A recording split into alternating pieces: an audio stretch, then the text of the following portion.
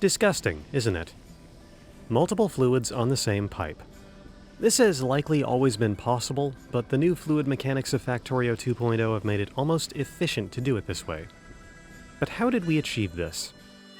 We begin by creating a capacity-limited supply line. Simply attach a pump to a fluid tank on the supply side and hook it up with a wire.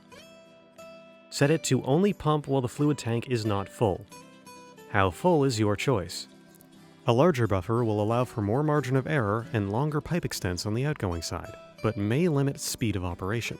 Not enough buffer, however, will cause the system to jam or at least temporarily slow. 20K full on a 25K tank has always worked for me. Now we create pumps that are filtered by fluid type and attach them all to a single pipe supplying many machines with different fluids.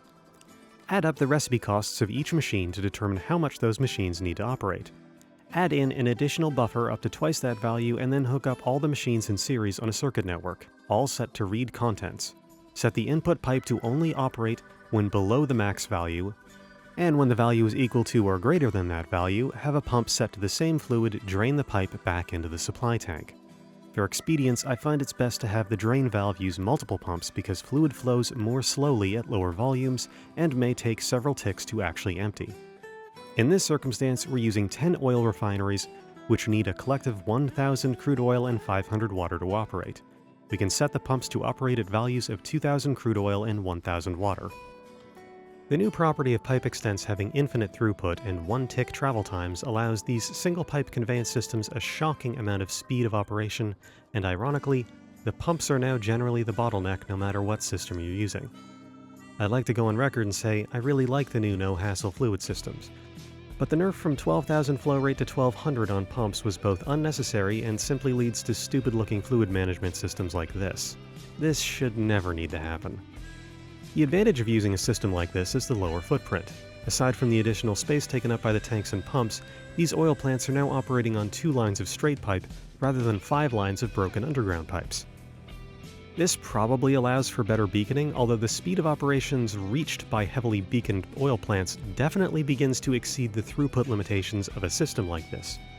Fluid supply is limited by the amount of input pumps you have set up, but that's a temporary obstacle.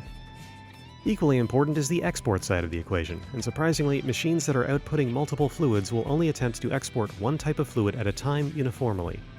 But you do need to be sure that wherever the fluid is being taken has ample pumps to evacuate the fluid fast enough to not cause a halt in production and therefore throughput.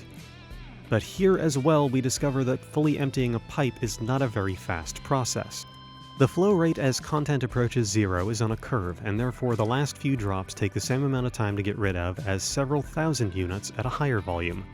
There's a bit of a lag in the system's operation which can cause stuttering production.